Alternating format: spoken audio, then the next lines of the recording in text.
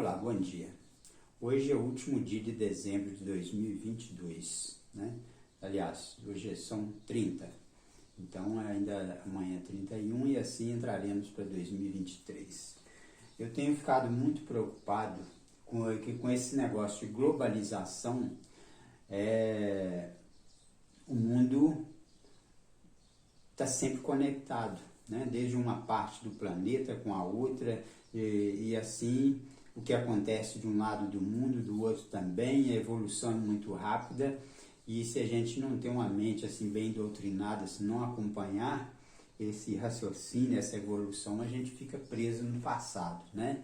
Eu quero abordar aqui um tema muito perigoso, que aqui eu falo o perigo do comodismo, né? Quando nos acomodamos, quando nós colocamos uma coisa na cabeça e só queremos aquilo, outra coisa não serve, então enquanto a sua oportunidade não chega, não se faz nada. Ao contrário da minha época, de muitas pessoas que tem hoje também como referência, eles estão sempre fazendo alguma coisa, né? Vamos supor, eu quero ser técnico de manutenção mecânica.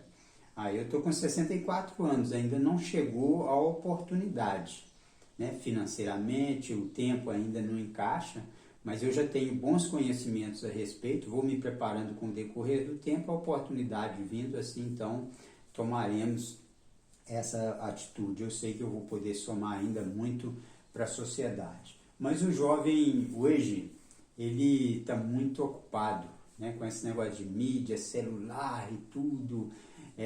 Hoje em dia a família está um pouco fracionada, né? Se tem às vezes um no quarto, outro no outro, na sala, outro na cozinha, todo mundo conversando pelo celular, não se senta mais como antigamente, batendo aquele papo agradável, os pais, o amor, né? Isso esfriou bastante a relação familiar. Isso é muito triste e quando eu olho para o retrovisor, né? Ou seja, para o passado, eu sinto muita falta disso e hoje eu tenho de acostumar ao comportamento dos meus filhos, de uma parte da minha família, porque já fazem parte dessa geração, né? Eu sou da geração que a gente brincava com carretel, né? Fazia carrinhos de carretéis, de lata de óleo e pneu de bicicleta, né? Empurrando aqueles aros, bambolês e outras coisas mais.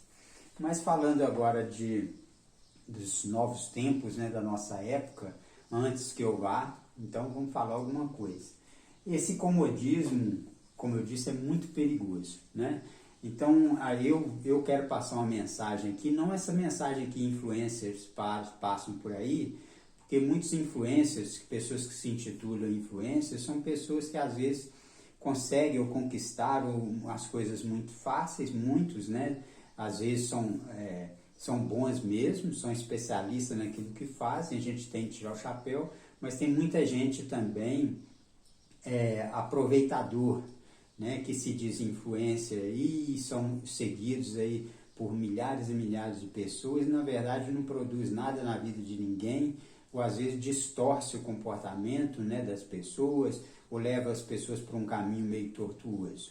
Então eu tiro o chapéu para aqueles influencers que realmente têm identidade com aquilo que fazem, muitas coisas são positivas, realmente são.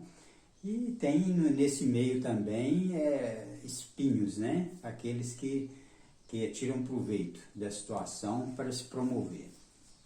Mas eu quero passar uma mensagem aqui, como eu disse, a respeito da globalização, né? Que o mundo cobra isso de nós hoje, precisamos estar integrados. Independente quer seja jovem ou adulto, eu quero passar aqui como podemos adquirir conhecimentos, quer seja para cima, para baixo, uma função mais humilde, uma função mais importante, ou como voluntário, ou como participante de eventos, alguma coisa assim, você sempre está participando, adquirindo conhecimentos.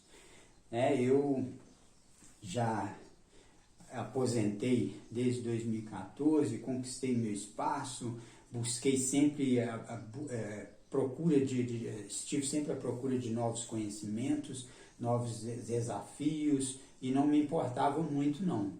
Se eu estava numa posição de destaque, de repente eu ia lá embaixo buscar mais conhecimentos, ou de repente pintava uma oportunidade de nível superior eu também estava correndo atrás, e assim foi. E a minha vida, eu acho que até eu morrer vai ser assim. Então, hoje tem muita concorrência, para todo lado tem concorrência. Se a gente se acomodar, o mercado de trabalho, às vezes, para uma determinada profissão, função, atividade, não está muito bem, então temos de correr para outra, buscar, dentro daquilo que a gente tem conhecimento, uma nova oportunidade. Então, conhecimento é importantíssimo. Quanto mais, melhor. Ou seja, só vamos somar. Então, quanto mais conhecimentos, mais atividades, mais habilidades, melhor, porque se a gente se acomodar somente numa coisa, é muito perigoso. Mercado de trabalho, por exemplo, eu trabalho, vamos supor, de pedreiro. Se eu ficar ali, que eu sou só pedreiro, o mercado de trabalho nem sempre está muito bom para pedreiro. Então, eu vou ficar de braços cruzados, vou passar fome, eu vou ficar murmurando, detonando o governo e não vou fazer minha parte? Não, tem que fazer minha parte. Eu tenho de ser esse motor de arranque. Você, motor de arranque. O que é o motor de arranque? Tira como referência o motor de arranque do carro. Né? Para o carro funcionar, tem de ter ali uma conexão entre a ignição e o motor de arranque, que assim vai proporcionar o motor de funcionar, né? De produzir, de te levar para frente, né? De você se locomover. Então esse motor de arranque tem de ser eu. Então eu tenho de tomar essa partida, né? Tomar essa direção. Com humildade, principalmente humildade acima de tudo, mas muito determinado. Põe na cabeça, vamos fazer. É claro que tem que ser coisas positivas, porque coisas negativas se segue, o final não é bom, né? Então, pôs na cabeça, né? Vai com humildade, com determinação. Os primeiros passos às vezes são espinhosos, mas é muito legal isso. Deus sempre. Deus. Hoje eu com quase 64 anos, eu olho para o retrovisor, né? Eu olho para trás, eu vejo que Deus estava agindo na minha vida desde quando eu estava ainda na barriga da minha mãe, né? Porque eu não nasci em hospital, nasci no mato, né? Por ajuda de parteira, história que me contaram a respeito de quando eu nasci, que a minha mãe quase morreu, que eu corri risco de morte também e tal. Eu vejo que Deus tinha um propósito na minha vida, e para isso eu estou aqui hoje para contar essa história. Em 1959 eu nasci num lugarejo chamado Bom Jesus de Angicos, perto de Carmo do Cajuru. É um lugar assim, muito gostoso, maravilhoso, de pessoas simples, pacatas, humildes. Já cresceu bastante, mas foi lá que eu nasci, num lugar, né, naquela época desprovido de qualquer tipo de assistência, né? Hoje ainda é um lugar muito simples ainda, mas já com grandes melhorias. Depois nós passamos por Cajuru, Itaúna, né? Carmo do Cajuru, cidade, Itaúna. Passamos ali para Itaúna, Salgados, né?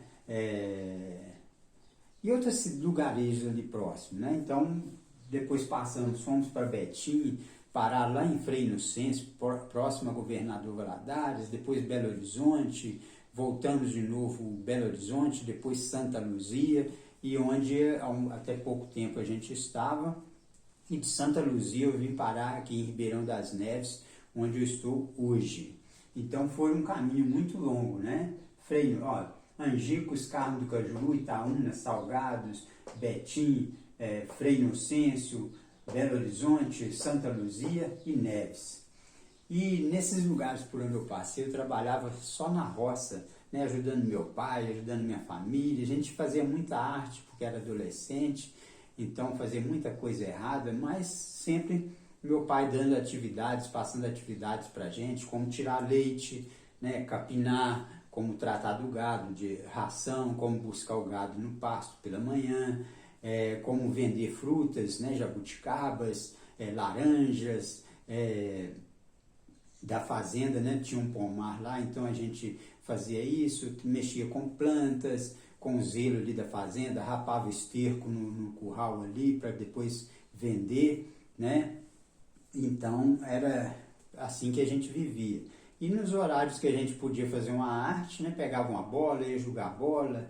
Aí meu pai às vezes brigava muito com a gente, porque a gente não separava o horário de trabalho com lazer, mas assim fui levando a vida, né? Então, foi trabalhando na roça, né, em fazendas e tal. Quando nós viemos para Ribeirão das Neves, aí mudou tudo para mim. Eu fiquei mais ou menos entre quatro paredes.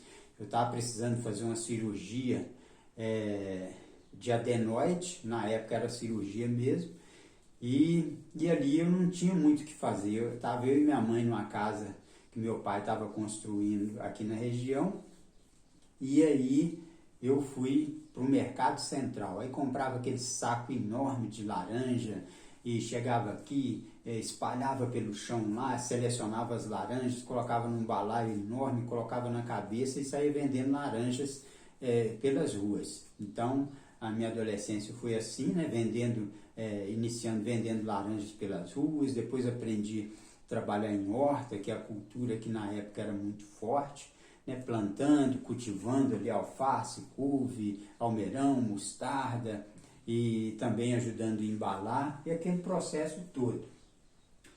Depois a oportunidade também foi mudando. Aí pintava uma oportunidade de trabalhar de servente pedreiro, de fazer massa. Antigamente a gente misturava cal na massa, né? Então fazia aquelas maceiras enormes de 12 carrinhos, né, de massa, para o pedreiro pegava empreitada para reboco.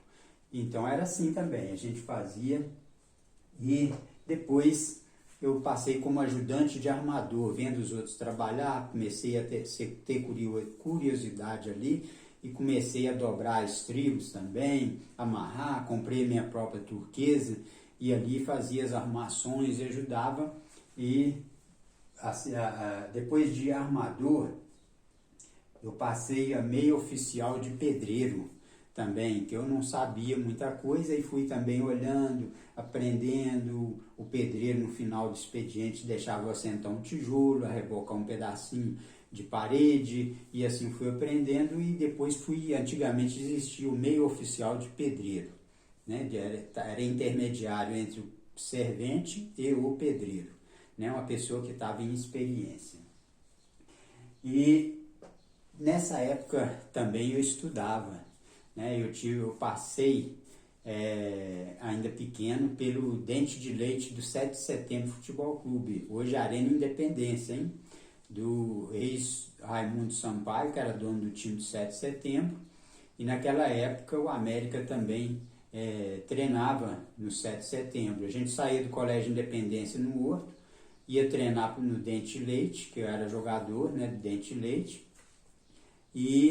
e aí depois do treino do Dente de Leite a gente ia ser gandula para os jogadores do América, na época de Jair Bala, Juca Show, Iaúca, Pedro Omar, Elcio, goleiro, né, e o Orlando Fantoni, que era o técnico da América na época. Então, o Independência hoje famoso, eu fui jogador do Dente de Leite do 7 de Setembro. Depois eu fui avaliado pelo América, né, aqui na Pampulha, perto, no CEL, Centro Esportivo Universitário. Passei, mas naquela época quem custeava as despesas eram nós mesmos. Então meu pai não tinha dinheiro para pagar passagem para mim e eu tive de abandonar, né, porque a família era muito grande e meu pai, se fosse pagar minha passagem, deixava a família necessitada, né, porque ele era um homem da roça, né, um trabalhador. E assim foi, né, depois de jogador de base e passar aqui por Neves, na área de construção civil, eu fui convidado para trabalhar no Rio de Janeiro, ainda de menor, naquela época, né, na época do regime militar. Fui trabalhar no Rio de Janeiro na construção do Centro Internacional Rio Tour, né, já como armador pela empresa Ferrobras. Então foi um período curto lá, mas de longa valeu a experiência, né, porque trabalhávamos na praia e eram muitos, mais de 20 metros de altura, aqueles galpões enormes, né, na época da construção do Centro Internacional Rio Tour, parece que era em Jacarepaguá, né, hoje o lugar lá. Então tive essa oportunidade também e ali de adquirir muita experiência em outras atividades também.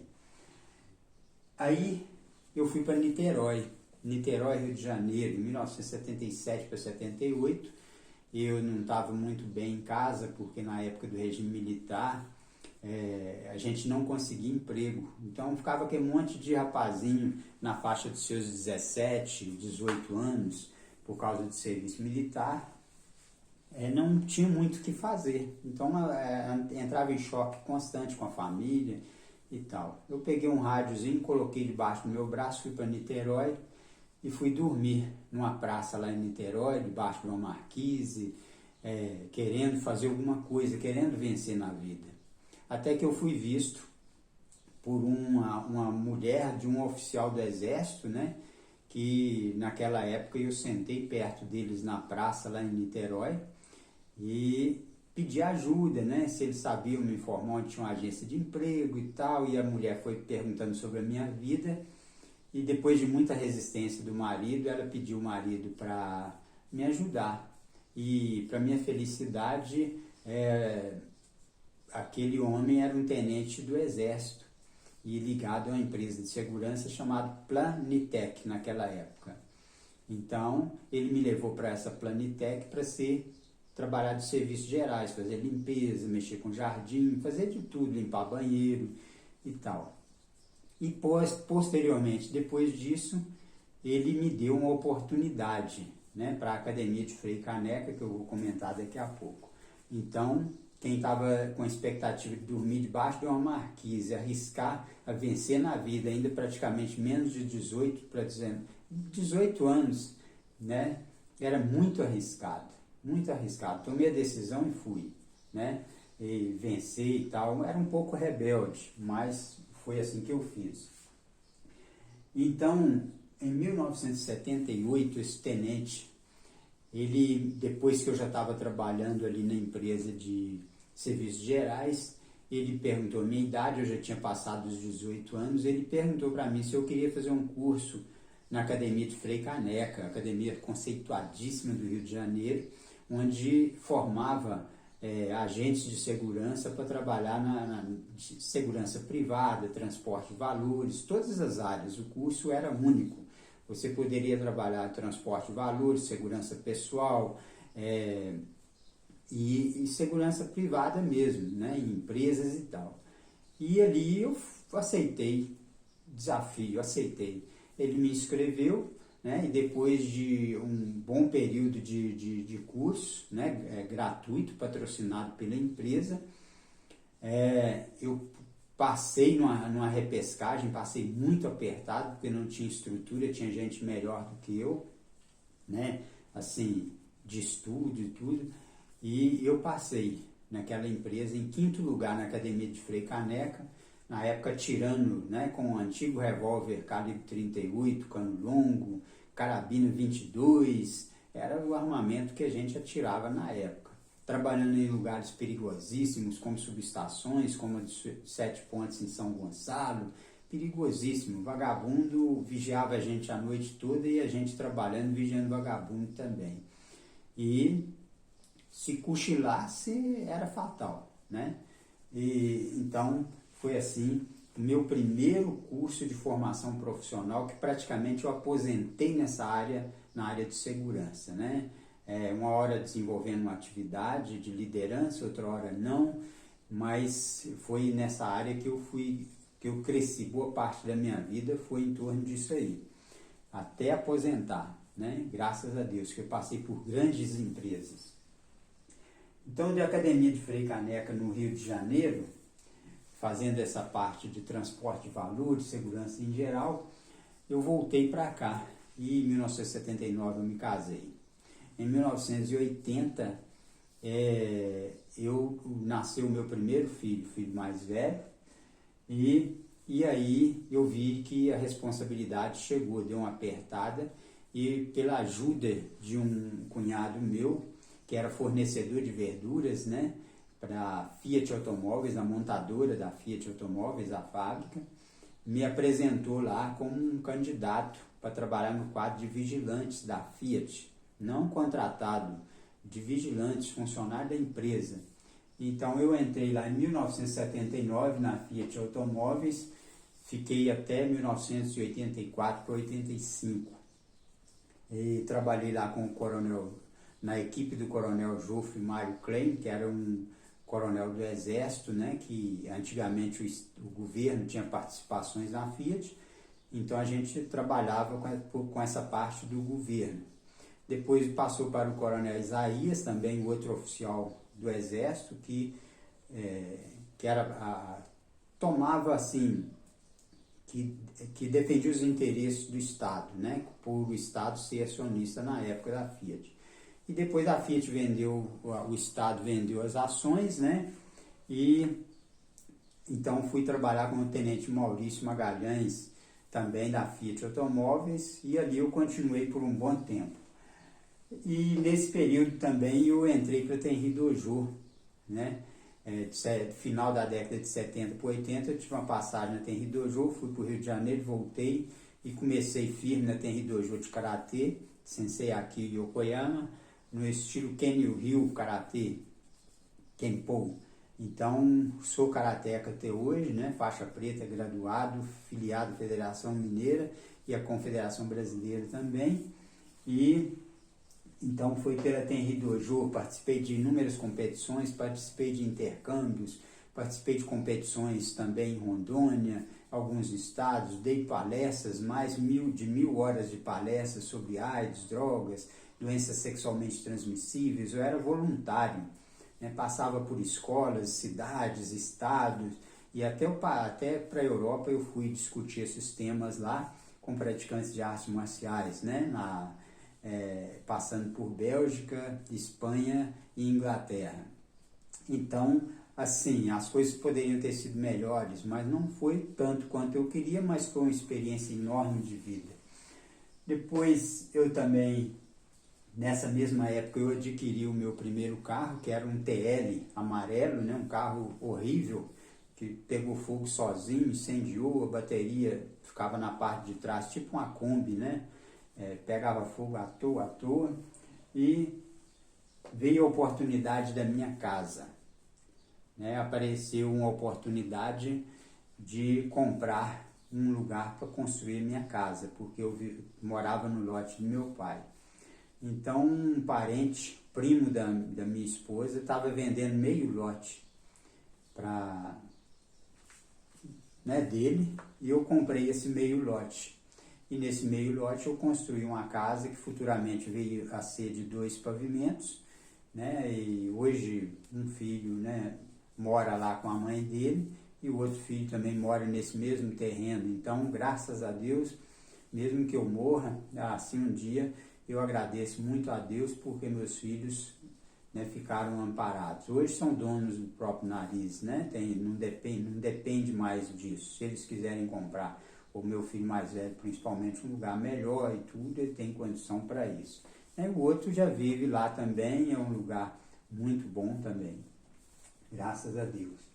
Então, depois, na década de 80, ainda, né, eu passei, depois da Fiat, me veio um parente que me convidou para ir para Rondônia, para comprar terreno lá, porque era a promessa de um novo Eldorado, né? Muita terra, plantação, muita fartura e tudo.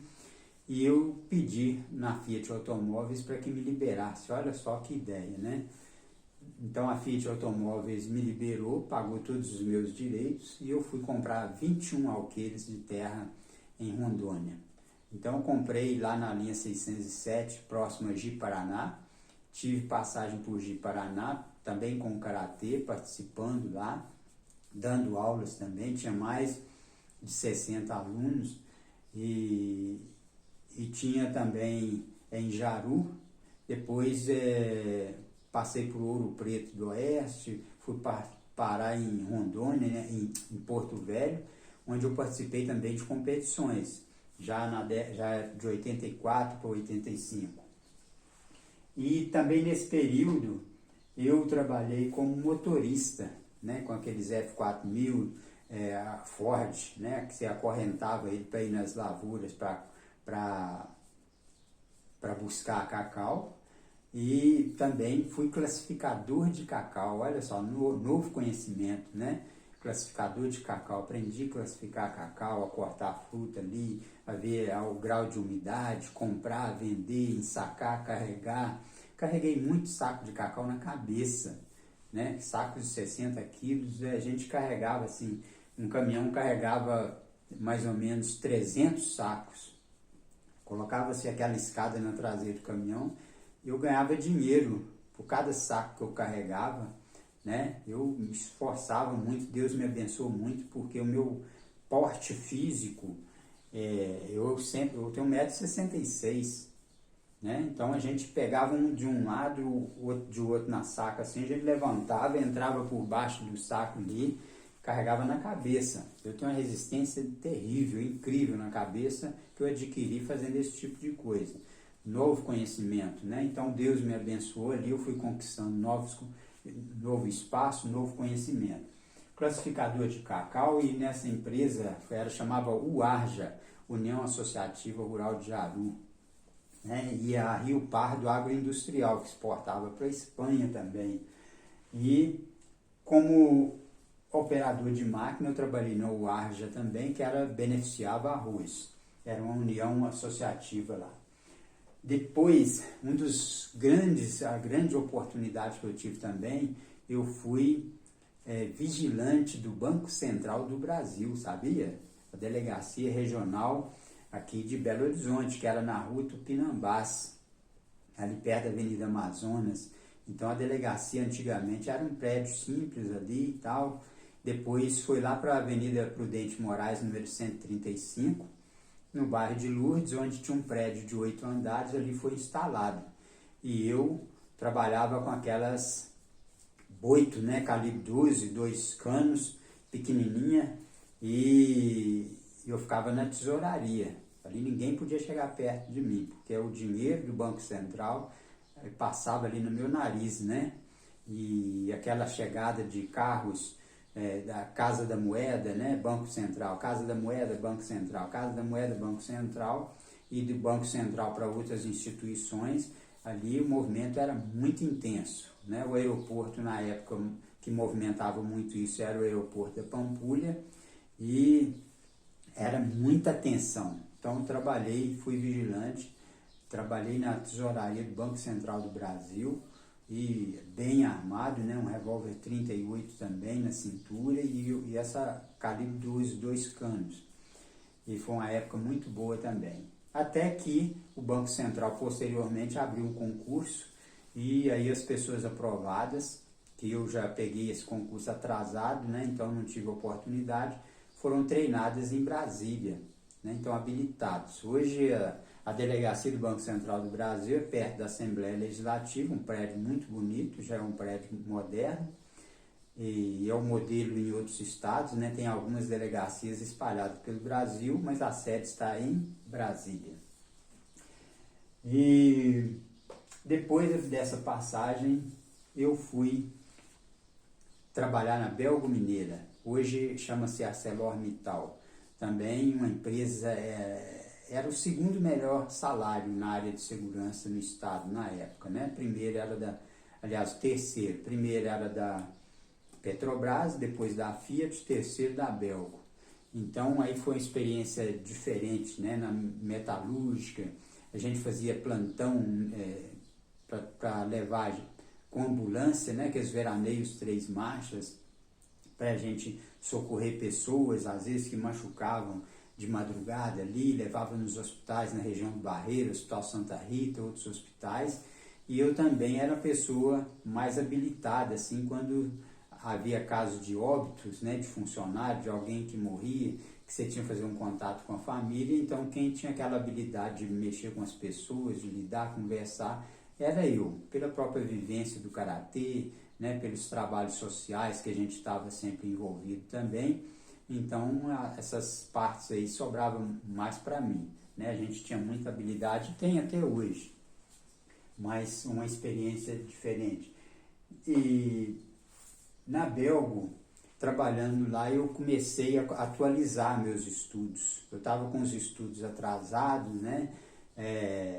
Pendentes, diferentes. Então eu fui ali estudar, comecei estudando francês, depois inglês, depois espanhol, e fui pegando diplomas e tal. Depois eu fui selecionado na própria Belgo Mineira pela direção da empresa para fazer parte de um grupo de formadores da PUC, patrocinado pela PUC, Pontifícia Universidade Católica de Minas Gerais, para fazer um curso de líder trabalhista ou liderança trabalhista, patrocinado pela PUC, né? Então eu fui selecionado e por alguns meses eu fiz esse curso lá, passei, tenho meu diploma até hoje, então classificado como líder trabalhista. E até hoje eu tenho esse espírito de liderança. Isso já era natural meu, né? Desde criança, de tomar iniciativa, de ser protagonista, e às vezes as coisas nem sempre davam certo, mas sempre tinha essa linha, né? de liderança. E depois de trabalhar como líder, né? Eu também fui operador, isso antes, fui operador de estação fixa de rádio na Fiat também. Então lá, armeiro, manutenção de armas, distribuição de armas, ocorrências, auxiliar administrativo, elaborando ali, controlando as ocorrências, passando para a chefia ali. Então eu também era um funcionário que tinha datilografia, né? Hoje é computador. Então, máquina de escrever antigamente eram poucas pessoas que tinham essa habilidade. Eu era uma delas, né? Então as ocorrências eram redigidas ali e feitas pela máquina de escrever, né? Tanto que eu cheguei a escrever um livro com quase 300 páginas só datilografando. Eu tenho esse livro escrito até hoje. E depois eu passei a controlar a escala de vigilantes também, né? E fui, depois da Belgo, eu fui para a Coca-Cola, né? Aí trabalhei na Coca-Cola, na segurança da Coca-Cola, no auge dela, da Refrigerantes Minas Gerais, que era a parte da Coca-Cola aqui em Minas, né? Trabalhar como vigilante também. Então lá era parte noturna, propaganda e tal, e fiquei um período lá. E depois eu fui trabalhar para hotéis, em hotéis. Né? Eu pegava um bico nos finais de semana, num lava-jato lá na Avenida Getúlio Vargas, próximo à Avenida Contorno, chamava Lava Jato Savassi, do meu amigo hoje, Fernando Mafra, mas esse lava-jato já fechou. Então, todo final de semana eu tinha um compromisso com ele ali e ele me pagava por diárias. Isso me ajudava muito, né, para comprar as coisas, sobrava um dinheirinho extra também. E ali eu fui adquirindo novos conhecimentos, né, manobras, conhecimento de pessoas importantes, tecnologias de carros mais modernos, Mercedes, BMW, Ferrari, Lamborghini, muitos outros carros que passavam ali. A maioria deles eu mesmo manobrava. E uma outra parte, às vezes o próprio dono ou motorista do dono manobrava também. Então eu fui me especializando ali, aprendi a passar, a lustrar, a dar cera no carro, a polir, essas coisas todas, né? Então foi um lava-jato ali que por dia, tinha dia que a gente lavava mais ou menos uns 120, 130 carros. É um movimento intenso, né? Mas valia a pena. Então foi uma nova experiência de vida. E aí eu trabalhei e fui para o hotel, né? O Hotel Granville, o antigo Real Palace, depois passou a Granville, depois a Grand Arrel, de uma das filhas do antigo médico Antônio Luciano Pereira, né? Que foi um homem que causou muita polêmica na época por ter mais de 20 filhos, não sei o que, uma coisa muito complicada, mas eu trabalhei para esse povo também, e aí trabalhei como mensageiro. Olha como mudou, né? Já você ter contato com a massa, com a elite do turismo, de artistas, de personalidades, de autoridades, de elite do país ou até internacional.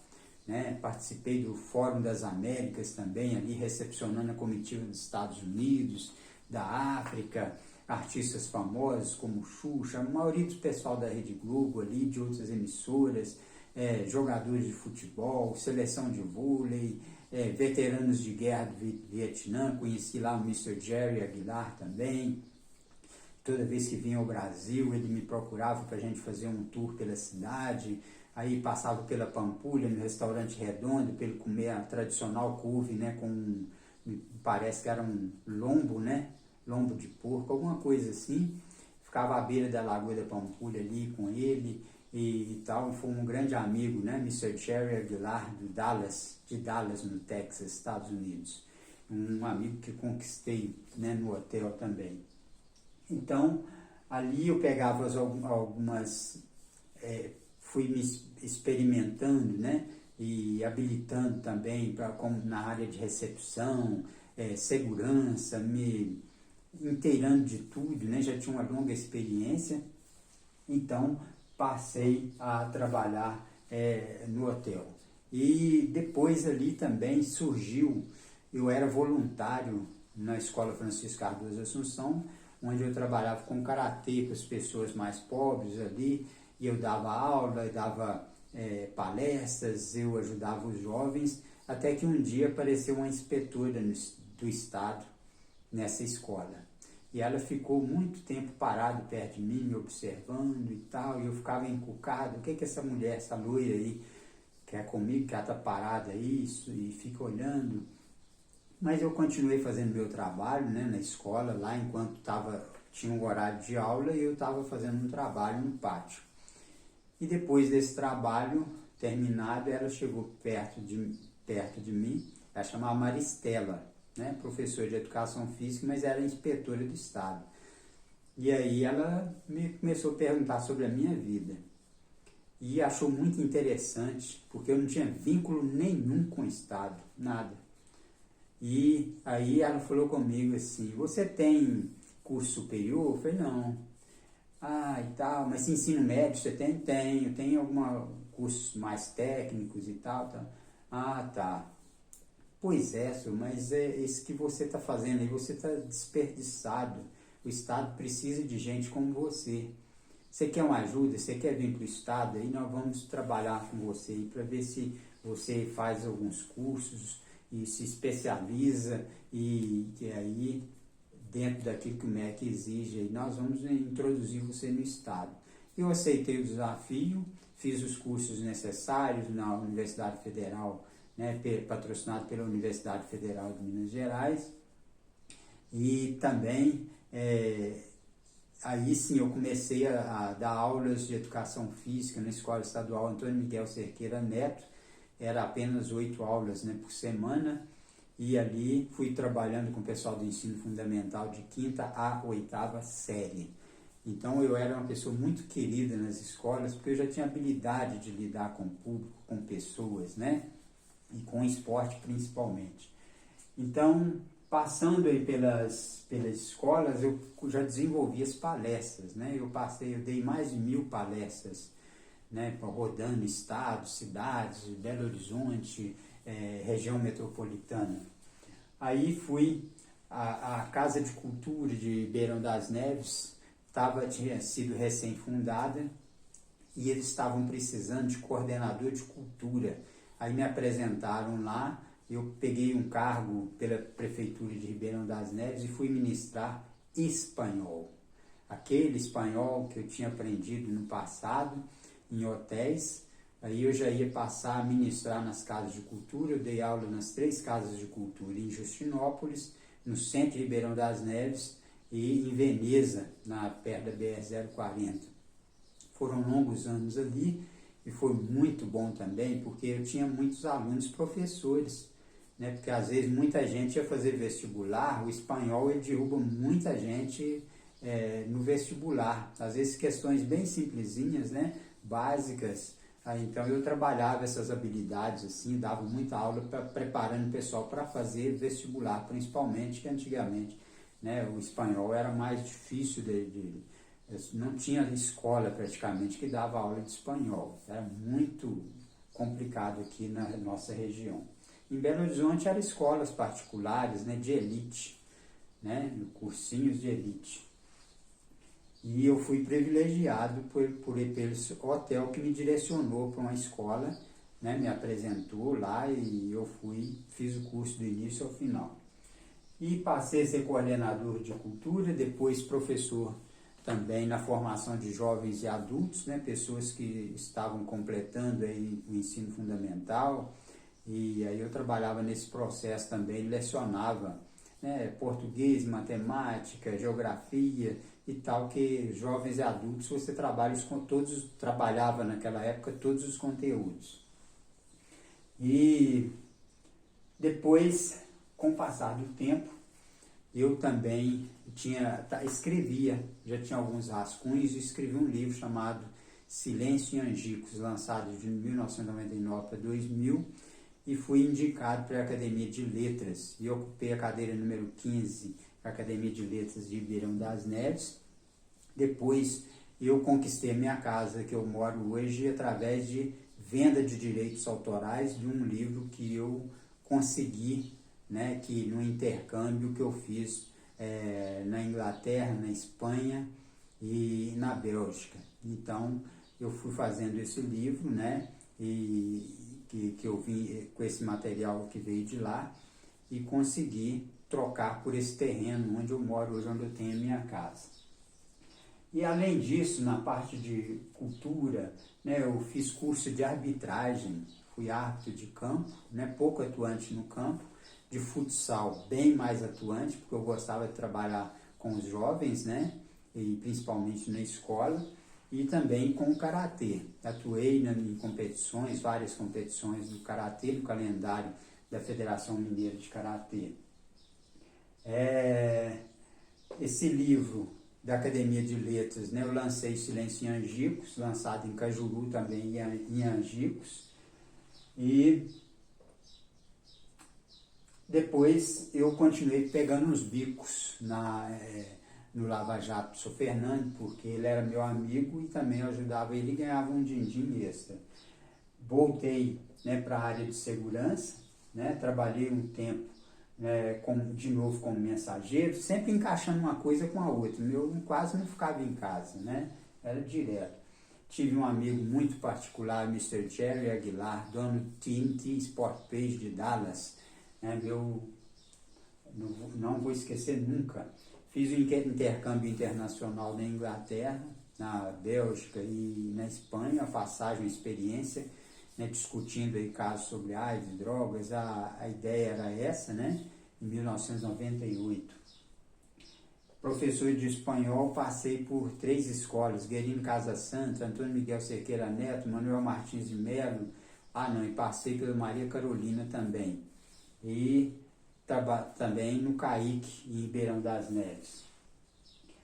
E na área trabalhei também como manobrista, pintava uma oportunidade, o Sr. Fernando também trabalhava com ele, recepcionista também. Depois eu fui trabalhar numa empresa, comecei como recepcionista, depois fiscal de loja e tal, e fui pegando novas experiências e fui abraçando tudo. E do meu livro que eu lancei, 500 livros, eu passei pela favela do Braunas, a Vila Braunas, onde a maioria dos meus alunos eram de lá, e distribuí gratuitamente esses livros, porque era um livro que falava sobre uma filosofia de vida, né, de uma família que vinha de Carmo do Cajuru, ali Angicos, e fez essa trajetória toda, eu falando da cidade, falando dessa trajetória nossa, nacional e internacional, experiências de vida e que influenciavam os jovens carentes dessa região. Então, distribuí isso gratuito e continuava como professor de educação física. Depois veio os sonhos, né? Eu tive 3 sonhos. A minha filha Úrsula, ela é um milagre de Deus, né? A mãe dela não engravidava e nós passamos a orar ali, ungir a barriga da mãe em oração. Depois, num determinado período, Deus nos proporcionou esse milagre, que é a gravidez da mãe. Minha filha é uma bênção.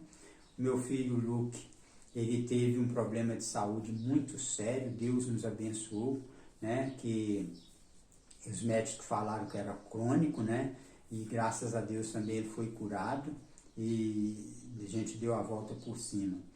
Essa casa aqui que eu falei que a respeito dos direitos autorais, foi um sonho, né? Eu tive à noite um sonho onde uma voz me falava que eu tinha de ir na Assembleia Legislativa. Então fui na Assembleia Legislativa, assim com a interrogação na cabeça, falando, se Deus está falando comigo, vamos obedecer, vamos ver o que Deus nos dirige. E realmente eu fui obediente, não conhecia nada de Assembleia, fui parar na Assembleia, meu nome foi falado na Assembleia, e aí eu conheci uma pessoa lá que se interessou por um material que eu trouxe da Europa e ali trocou os direitos autorais pelo terreno onde eu construí minha casa hoje, né? Então, e por um longo período também, eu fui pai e mãe, né? A mãe dos meus filhos já teve problema de depressão pós-parto, não quis fazer tratamento, é problema, a pessoa está com saúde, né? E a justiça não pode forçar e tudo. Então, em 2006, eu pedi a Deus que eu queria cuidar dos meus filhos. Então, eu pedi a Deus um emprego somente nos finais de semana, que de segunda a sexta eu ia cuidar dos meus filhos. Então, maravilhosamente bem, milagrosamente, somente Deus poderia me dar um emprego para trabalhar somente nos finais de semana. Eu pedi a Deus que se eu merecesse, eu queria cuidar dos meus filhos. Muito bem. Isso foi feito em 2006, no mês de novembro. E no dia 11 de novembro de 2006, esse emprego para trabalhar nos finais de semana apareceu. E eu trabalho nele até hoje, 2022, dia 30 de dezembro de 2022, ainda estou lá. Foi um voto que eu fiz a Deus, estou cumprindo. E ainda tenho uma visão maior, né? Quero fazer um curso técnico e quero ajudar ainda, participar mais na formação dos meus filhos, dos meus netos. O porquê desse vídeo, dessa falação toda? Porque nós vemos muito na internet, muitos influencers, né? Pessoas que falam de modas, pessoas que falam de trabalho, pessoas que falam de mídia, pessoas que falam de projetos, pessoas voluntárias, pessoas de todo tipo, crianças, adultos, né, jovens, e ali passando cada uma a sua mensagem. Nem tudo você tira proveito ou não te agrada. Eu seria um influencer, né, mas não sou, porque apesar de eu estar passando uma mensagem para você, o objetivo meu aqui qual é? Eu iniciei falando sobre o perigo do comodismo. Aquele que fica de braços cruzados esperando as coisas acontecer, enquanto a oportunidade que ele quer não pinta, ele não faz nada. Eu não tinha isso não. Eu falei tanta coisa para você que eu seguramente, isso aqui é um resumo, mais de 50 atividades que eu experimentei, eu passei pelas mais diversas, desde as mais fáceis às mais difíceis. Todos os desafios eu aceitei, a maioria deles eu superei. Graças a Deus.